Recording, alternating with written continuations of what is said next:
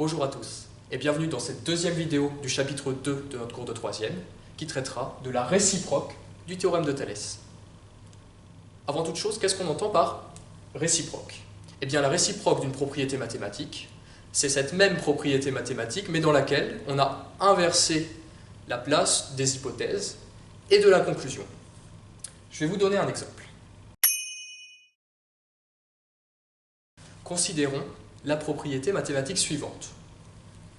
Prenons un nombre x. Si x est égal à 2, alors son carré, c'est-à-dire 2 fois 2, est égal à 4.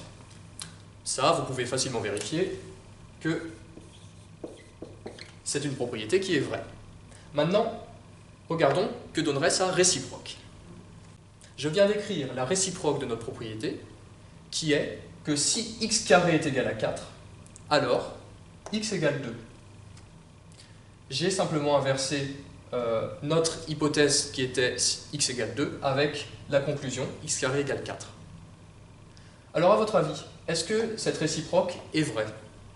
Oui, non? Eh bien en fait elle est fausse. Oh! Voyez-vous pourquoi? En fait, si x au carré est égal à 4, alors x n'est pas nécessairement égal à 2. En effet, moins 2 au carré donne aussi 4. C'est égal à moins 2 fois moins 2. Moins par moins, vous savez que ça fait quelque chose de positif. Moins 2 au carré est lui aussi égal à 4. Voici un exemple de propriété dont la réciproque n'est pas vraie. Il se trouve que le théorème de Thalès admet une réciproque qui, elle, est vraie. En voici l'énoncé. J'ai repris de droite BB' et CC' séquentes en un point A.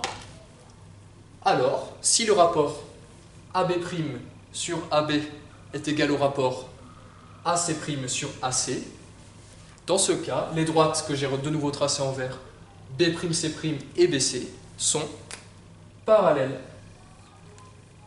Vous remarquerez qu'on a précisé une petite condition supplémentaire, c'est que les points A, B' et B et les points A, C' et C doivent être alignés dans le même ordre. En fait, si on a précisé ça, c'est pour se limiter aux deux configurations qu'on connaît déjà. Soit B', B et C' sont du même côté du point A, c'est le premier cas. Soit, comme dans ce cas-ci, les points B' et B et C' et C sont de part et d'autre du point A. Dans ce cas-là, la réciproque du théorème reste vraie. Dans la vidéo précédente, nous nous sommes servis du théorème de Thalès pour trouver une longueur manquante. Nous nous servirons par contre de la réciproque de ce théorème, principalement pour montrer que deux droites sont parallèles. Regardons en application l'énoncé ci-dessous. On nous dit que les points ACD et BCE sont alignés.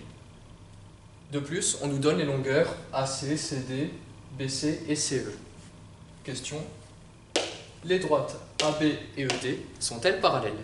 Eh bien, nous allons voir ça tout de suite en utilisant la réciproque du théorème de Thalès. D'une part, nous allons calculer le rapport AC sur CD. Ou CD sur AC, ça revient au même. Bon, là, je vais choisir AC sur CD. AC, ça fait 21 cm, CD, ça fait 7 cm. Donc 21 sur 7, oh, ça fait 3. D'autre part, nous allons faire de même avec BC divisé par CE.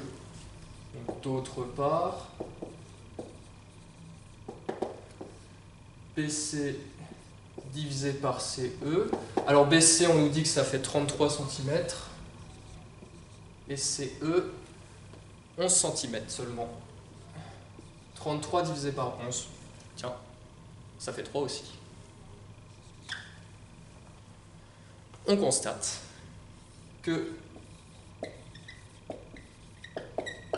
les rapports AC sur CD et BC sur CE sont les mêmes.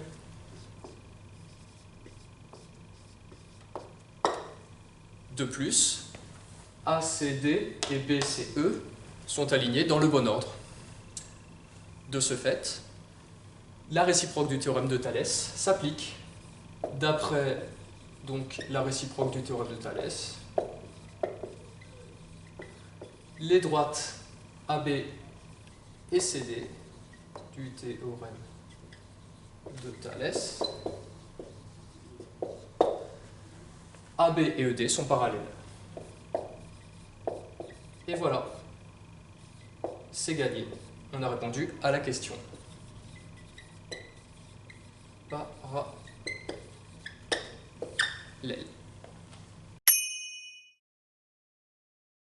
Avant de conclure, je voulais vous faire une petite remarque.